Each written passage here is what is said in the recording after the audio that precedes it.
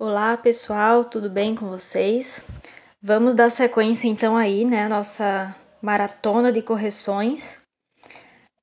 Na sexta-feira, dia 27, vocês tinham a leitura da fábula O Leão e a Lebre, né, na página 40 aqui do livro didático, certo? Um texto bem breve, curto, de fácil compreensão. E deveriam realizar as atividades de interpretação textual das páginas 41 até a 44, certo?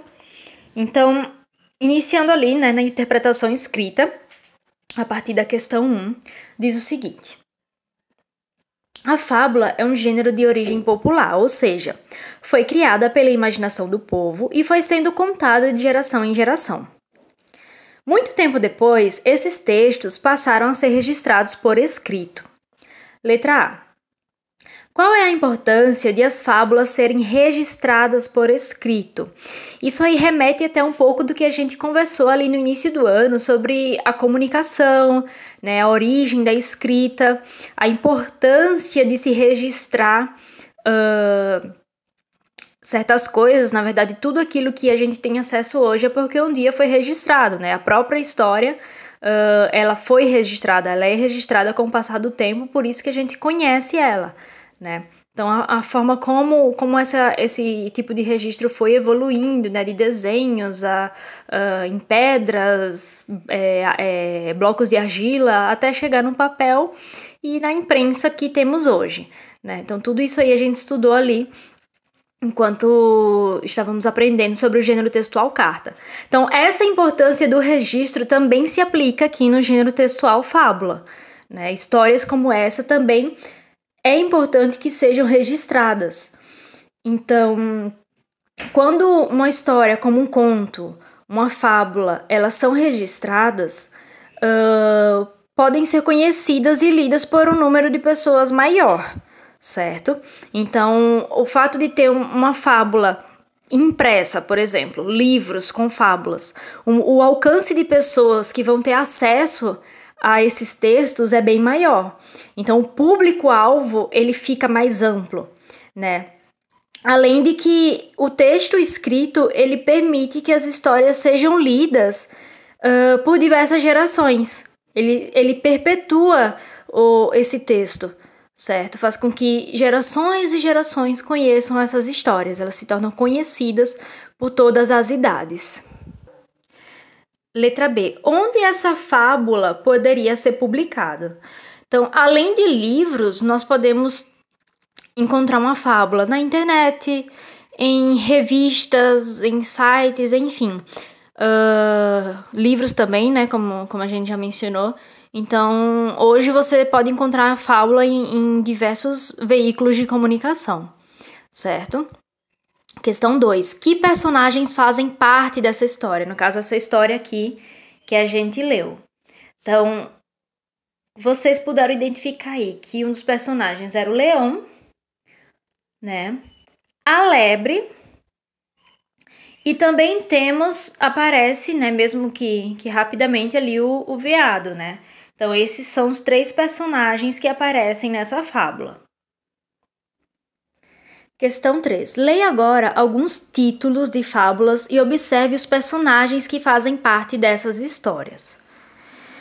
Então, ali, ó, são títulos, certo? Então, o cão e o pedaço de carne, o pastor e o lobo, os viajantes e o urso, o homem e a cobra, as árvores e o machado, a raposa e as uvas, o pote de barro e o pote de ferro, o parto da montanha. Letra A. Observando esses títulos, que personagens são mais frequentes em fábulas? Então, qual o tipo de personagem que aparece na sua grande maioria? Então, percebemos, né, que a maioria dos títulos tem a presença de animais, certo? Então, na fábula é mais frequente, tá, a presença de animais. Letra B. Além desses personagens, que outros podem fazer parte dessas histórias? Então, nas fábulas também tem a presença de seres humanos, né, como pastor, viajantes, homens, elementos da natureza, como a gente viu aqui, né, montanha, árvores, e objetos, como machado, Aqui, ó. Cadê o machado? Aqui, ó. Machado, pote de ferro, pote de barro, certo? Então, também encontramos esses elementos aí, tá? Seres humanos, elementos da natureza e objetos. 4. O tempo em que ocorre a história, o leão e a lebre, ou seja, quando os fatos aconteceram, pode ser determinado com exatidão? Explique. Então, lembrem-se que uma das características do gênero textual fábula é que o tempo ele é indeterminado, certo? Não existe a precisão do tempo. Então, não é diferente no Leão e a Lebre, né? O tempo não é indicado nessa fábula. Questão 5. Na fábula lida, não é especificado o lugar onde os fatos aconteceram. No entanto, por meio da leitura, é possível deduzir essa informação. Explique como isso é possível. Então, pela narrativa da história, pelo contexto, certo? Os personagens, o leão, um veado e uma lebre, que vivem nesse lugar, a gente subtende, a gente especula que o espaço onde ocorreu a história foi numa mata, numa floresta, né? Num campo. Um desses cenários é o mais adequado para se passar a história dessa fábula, certo? Porque você tem que analisar o contexto, os personagens. Isso aí ajuda a identificar o espaço onde ocorre essa história. Questão 6. Essa fábula tem início com o momento em que um leão encontra uma lebre. Letra A. Qual era a intenção inicial do leão? Então, se a gente voltar aqui na história, já fica clara ali qual é a intenção inicial dele. Ó, um leão surpreendeu uma lebre para devorá-la. Então, no início da história, ele tinha a intenção de devorar a lebre. Letra B. O leão conseguiu fazer o que pretendia, por quê? Então, se a gente voltar aqui na história, né? Um leão surpreendeu uma lebre para devorá-la, enquanto ela adormecia. Mas, ao ver um veado passar, deixou a lebre e passou a perseguir outro animal. Então, ele não devorou a lebre, certo? Ele não devorou porque, quando ele avistou o veado, ele deixou a lebre de lado e foi atrás dele. Ele foi perseguir o outro animal que apareceu. Letra C, na página 43. Essa mudança de comportamento demonstra que o leão queria o quê? Então, percebe-se que quando ele troca a lebre pelo veado, ele quer levar vantagem, certo? Ele quer obter uma quantidade maior de alimento e, para isso, desprezou o pequeno animal que havia encontrado. Então, ele foi atrás de algo maior, né? Mais atrativo. Questão 7. Qual personagem acabou levando vantagem com a atitude do leão? Por quê? Comente. Então, obviamente, no momento em que o leão decidiu ir atrás do animal maior, a lebre levou vantagem, certo? Porque ela acordou com o barulho do leão perseguindo o veado e com isso ela conseguiu escapar dele, né? Então, nesse momento aí, ela levou vantagem, a lebre. Questão 8. Na maioria das fábulas, os animais agem, falam e pensam como seres humanos. Em que momento da fábula é possível perceber isso? Justifique sua resposta com um trecho do texto. Então, vamos voltar lá no texto para identificar esse trechinho aí que comprova essa afirmação. Então, se vocês observarem lá no texto, lá no finalzinho do primeiro parágrafo diz assim: vendo que a lebre também iria fugir, disse: é merecido o que passei, porque tendo o alimento em minhas mãos, deixei-o ir na esperança de obter algo melhor. Então, nesse momento, a gente vê aqui a fala do leão, certo? Ele se expressou dessa maneira aqui. Entre aspas, vem a fala dele, certo? Então, aquele trecho, vocês vão transcrever aqui, né? Coloquem entre aspas. Ele comprova a atitude do leão personificado. Ele tem uma característica humana, ele fala e pensa como humano. Isso aí é uma característica peculiar da fábula.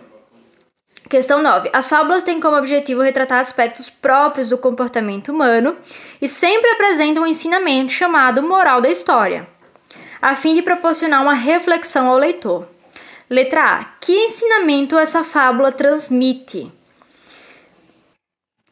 Então, essa fábula do leão e a lebre, ela traz um alerta, um ensinamento em relação à ambição, né? O desejo de querer sempre o que é maior, o que tem mais. E no fim das contas, o leão ficou sem nenhum dos dois. Nem o que era menor, nem o que era maior. Por causa da ambição excessiva dele, essa ganância, né? De não se contentar com um pouco, vai atrás daquilo que às vezes ele não consegue alcançar e se frustra por isso, né? Ele perde as pequenas possibilidades. Então, esse é o ensinamento, essa é a moral que essa fábula nos traz. Letra B. Qual é a moral da fábula lida? Onde ela aparece? Então, se a gente voltar no texto, vamos encontrar a moral descrita em uma frase. Depois da história, onde vem a fala do leão, vocês conseguem ver aqui, ó, tá até com a letra diferente para receber um destaque. Essa é a moral da fábula, certo? Então, assim são alguns homens, vivem em busca de grandes esperanças e não percebem o valor do que já têm em mãos. Então, essa é a moral, tá? Na letra A, a gente tá falando sobre o ensinamento que ela transmite. E na letra B é a moral da fábula lida. E daí ele pergunta qual que é, vocês colocam entre aspas e daí depois responde. Onde que ela aparece? Então ela veio ali, ó, após a história, certo? É o terceiro parágrafo do texto. Vem um pouco separado da narrativa, né, da fábula. E é apresentado em destaque também, com a letra diferente para receber um destaque. Então, no final da fábula. Letra C. Quem transmite esse ensinamento na fábula lida? Algum personagem ou quem conta a história? Certo? Então, esse ensinamento é transmitido, no caso, por quem está contando a história, né? Aqui, ó. Assim são alguns homens, vivem em busca de grandes esperanças e não percebem o valor do que já têm em mãos. Esse ensinamento foi colocado aqui pelo narrador. Certo? Letra D. A que público as fábulas são destinadas e por quê? Então, as fábulas têm como público-alvo, público maior, principal, o público infantil, certo? Obviamente que ela pode atingir qualquer público, pode ser lido por qualquer idade. Mas o alvo é o público infantil porque você pode trazer ensinamentos, lições, morais, de uma maneira ilustrativa, de uma maneira mais fácil de compreender. A fábula ela permite trazer um ensinamento muito profundo, muito importante, de uma maneira ilustrativa, como essas histórias. Então, obviamente, o público-alvo maior é infantil, porém, qualquer pessoa de qualquer idade pode ler essas histórias. Os ensinamentos são válidos para qualquer idade. Daí ali na página 44, né, encerrando aí as questões de análise desse texto, na questão 10 fala o seguinte: a moral de uma fábula pode aparecer sob a forma de um provérbio, ou seja, uma frase curta criada pelo povo com a intenção de ensinar algo. Leia os provérbios a seguir e assinale quais deles caberiam como ensinamento para essa fábula que a gente leu aí. Então ali, ó, a primeira, né, quem tudo quer, tudo perde, que foi o que aconteceu com o leão. Antes pingar do que secar, ou seja, é melhor ter ali pouquinho do que não ter nada. E ali a última, que para mim pelo menos é a mais conhecida: mais vale um pássaro na mão do que dois voando. Então é a importância de se valorizar o pouco que temos em mãos, né? Dar o devido valor, por mais que a gente ache que é pouco, que é insignificante, mas a gente tem que aprender a valorizar as pequenas coisas. Porque senão depois a gente se arrepende e sente falta depois que não tem mais nada. Questão 11. Releia o seguinte trecho da fábula. Um leão surpreendeu uma lebre para devorá-la enquanto ela adormecia. Mas, ao ver um veado passar, deixou a lebre e passou a perseguir o outro animal. Com que sentido a palavra em destaque foi empregada nesse trecho? Então, ali o mas, certo? Quando ele fala, ele ia se alimentar, ia devorar a lebre, mas ao ver um veado passar. Então, isso aqui transmite ideia de oposição. Essa primeira parte iria acontecer, mas aconteceu isso, certo? Então, esses dois acontecimentos se opõem e quem faz essa relação é a palavra mas. Questão 12. Agora, observe as seguintes expressões da fábula. Devorá-la, outro animal e alcançá-lo. Os termos em destaque, letra A, foram empregados para substituir outras palavras. Identifique a que palavras esses termos se referem.